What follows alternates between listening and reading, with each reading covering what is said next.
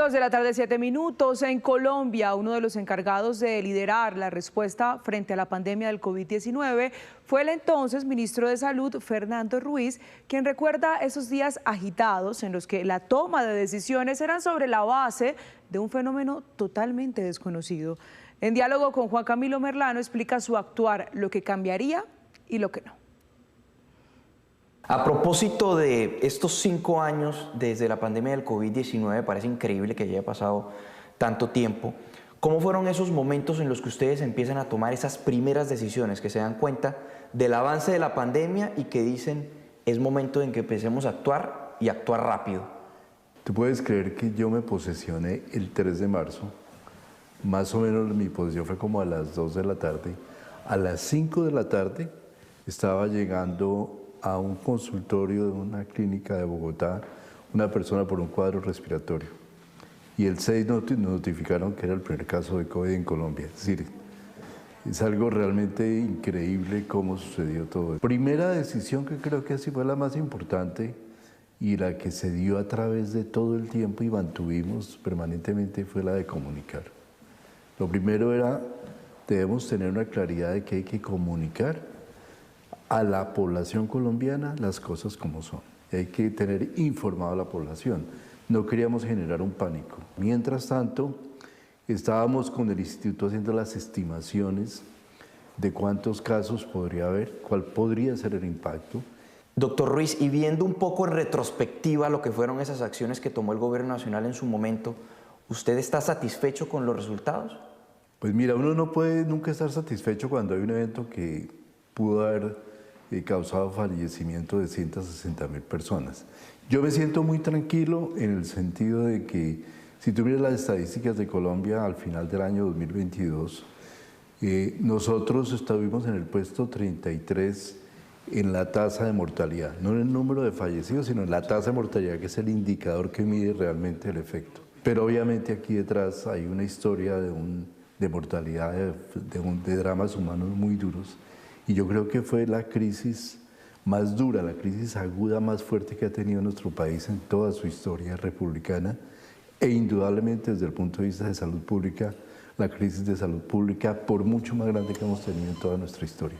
Hubo decisiones en el marco de esas políticas de salud pública que también tuvieron implicaciones a nivel económico. El decrecimiento del país, 7%, cerca de 6 millones de puestos de trabajo perdidos. Digamos que todo justificado dentro de la medida en que había que hacer algo frente a la pandemia. ¿Nos pasamos allí un poco de la raya o eran medidas que de verdad íbamos a tomar así? Es muy difícil decirlo porque no hay un contrafactual dentro de un país. Entonces se puede decir que un país le fue mejor, le hubiera ido mejor si hubiera hecho menos aislamiento o no, porque no hay forma de medirlo, porque es la única pandemia que hemos tenido realmente. Yo creo que fue un confinamiento relativamente largo. Yo hubiera cambiado algunas cosas pensándolo hacia atrás. Yo creo que no había tanta urgencia de confinar muchas zonas urbanas del país, zonas rurales del país donde la epidemia demoró muchísimo en llegar.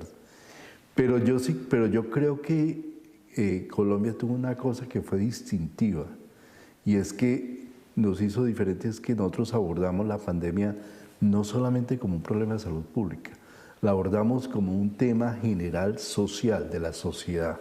Claro, el argumento del gobierno actual es que el sistema está totalmente desfinanciado porque el modelo de EPS no funciona y que la unidad de pago por capitación, que constantemente cada año el gobierno tiene que subir un porcentaje que prácticamente hace inviable el sistema. Pues si no le subes lo que se gasta la gente, simplemente lo que termina pasando es lo que estamos viendo en estos días, donde la gente termina no teniendo servicios, porque las propias EPS, hoy intervenidas por el gobierno, donde ya no puede esconderse el propio gobierno, son las que están limitando de una manera dramática los servicios, los medicamentos, las tecnologías y las cirugías para la población. Lo que estamos viendo en estos últimos días es realmente dramático. Los cerca de 300.000 colombianos que tuvieron que pasar por servicios de salud, más de 100.000 que pasaron por unidades de cuidado intensivo, Juan Camilo, no pagaron un peso. ¿Hoy Colombia está preparada para una nueva pandemia? No, yo le tengo mucho susto a esto. Yo creo que ojalá no nos coja en un momento como estos. Doctor Ruiz, a propósito, quiero que hablemos un poco sobre las vacunas porque no hemos tocado ese tema a profundidad. ¿Cómo fue ese proceso para poder conseguir las vacunas, para poder atender la crisis? Hay muchas personas que creen que fundamentalmente China nos salvó de cierto modo con la vacuna de Sinovac. Yo creo que fue el mayor reto de todos, Juan Camilo. Los primeros procesos de oferta de vacunas eran ofertas a riesgo. Es decir, nos decían, nosotros le damos vacunas, pero si usted paga, anticipa un 30%, pero si la vacuna no sirve, usted pierde esa plata. Apenas cuando estaba en estudio la vacuna. En estudio la vacuna, pero recordemos que este fue un proceso de prácticamente menos de un año. Si un ministro de salud hubiera tomado la decisión de invertir plata así, yo estaría hoy no tranquilo, estaría en la cárcel. Inhabilitado por procuraduría. No, en la cárcel completamente, con una situación de peculado muy complicada. ¿Qué significó el reto, el manejo de la pandemia para usted?